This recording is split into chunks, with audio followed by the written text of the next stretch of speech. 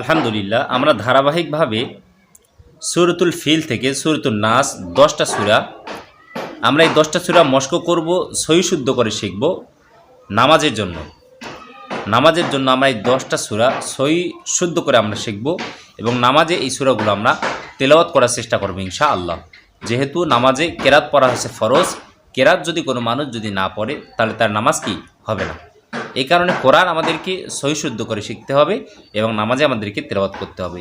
তো নামাজের জন্য ধারাবাহিকভাবে আমরা সূরাতুল ফিল আলোচনা করেছি, এরপরে আপনার সূরা কুরাইশ আলোচনা করেছি, সূরাতুল মাউন নিয়ে আলোচনা করেছি, মশক করেছি। আজকের ভিডিওতে আমরা সূরাতুল কাউসার, যেটা কোরআনুল কারিমের পবিত্র কোরআনুল কারিমের সব থেকে যেটা ছোট সূরা, এই সূরাটা আজকে আমরা সহি শুদ্ধ করে শিখব, মশক করব।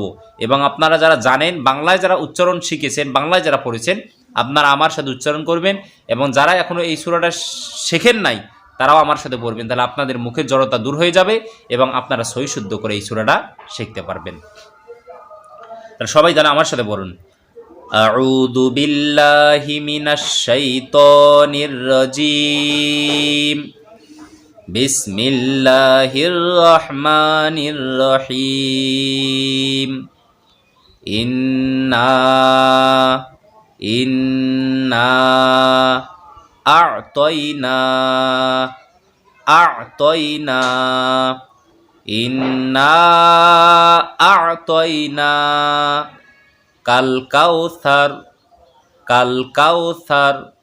কাল কাউসার ইন্না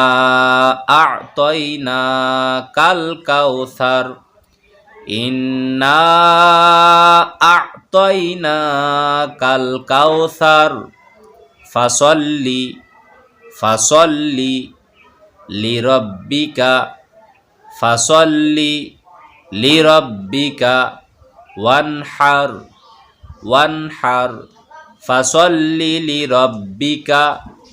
ফাসল্লি লিরাব্বিকা ওয়ানহার ফাসল্লি লিরাব্বিকা ওয়ানহার ফাসল্লি লিরাব্বিকা ওয়ানহার ইন্না আ'তাইনা কাল কাউসার ফাসল্লি লিরাব্বিকা ওয়ানহার ইন্না শানিআকা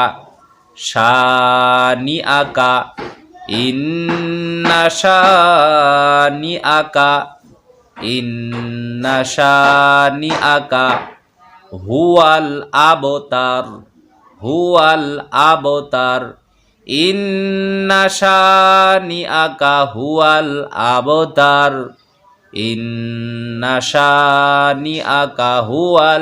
আবতার ইন্না আ'তাইনা কাল কাউসার ফাসল্লি লিরাব্বিকা ওয়ানহার ইন্না শানিআকা হুয়াল আবতার।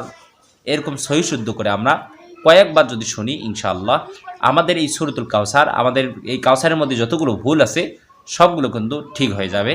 এই কারণে আমরা সহি শুদ্ধ করে শিখব। অবশ্যই এই সূরাটা যদি আপনার জন্য যদি উপকারী হয়ে থাকে অবশ্যই ভিডিওতে একটা লাইক দিবেন এবং চ্যানেলে নতুন হয়ে থাকলে অবশ্যই চ্যানেলটি সাবস্ক্রাইব করে ভিডিওটি শেয়ার করে দিবেন, যাতে করে সবাই যেন এই সূরাতুল কাউসার সহি শুদ্ধ করে শিখতে পারে। সবাই ভালো থাকবেন, দেখা হবে পরবর্তী ভিডিওতে সূরাতুল কাফিরুন নিয়ে। আসসালামু আলাইকুম ওয়া রাহমাতুল্লাহি ওয়া বারাকাতুহু।